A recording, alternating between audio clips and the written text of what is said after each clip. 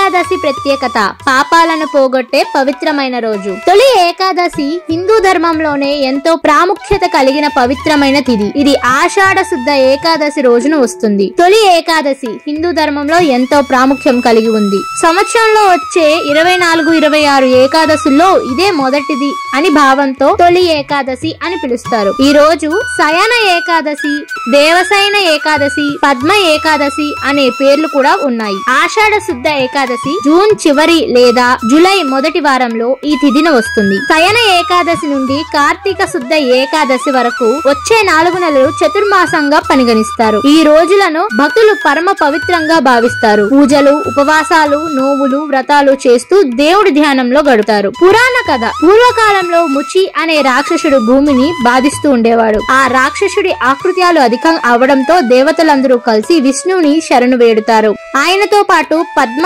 ఏకాదశి అనే దివ్య శక్తిని కూడా ప్రార్థించారు. ఆమె ముచి రాక్షసుణ్ణి సంహరించింది. అదే రోజు శ్రీహరి నిద్రలోకి వెళ్లిన రోజుగా కూడా భావిస్తారు. అందుకనే ఈ రోజున పద్మ ఏకాదశి అని కూడా అంటారు. తొలి ఏకాదశి ప్రాముఖ్యత. విష్ణుదేవుడు యోగ నిద్రలోకి వెళ్లే రోజు ఇదే. ఈ రోజు శ్రీ మహావిష్ణువు శేషతల్పం శయనించి యోగ నిద్రలోకి వెళ్తారు. ఆయన కార్తీక శుద్ధ ఏకాదశి రోజున మళ్లీ మేల్కొంటారు. ఈ 4 నెలల కాలాన్ని దేవశయనం అని అంటారు. తొలి ఏకాదశి నుంచి వచ్చే ప్రతిరోజు కూడా పుణ్యదాయకం. దీనివల్ల ఉపవాసం, జపం, ధ్యానం, దానం వంటి కార్యక్రమాలు ఫలిస్తాయి. శ్రీ మహావిష్ణువు నిద్రలోకి జారుకున్నాక మిగిలిన నెలలు అంటే కార్తీక శుద్ధ ఏకాదశి వరకు అనేక దేవతలు ఈ లోకాన్ని కాపాడుతూ ఉంటారు.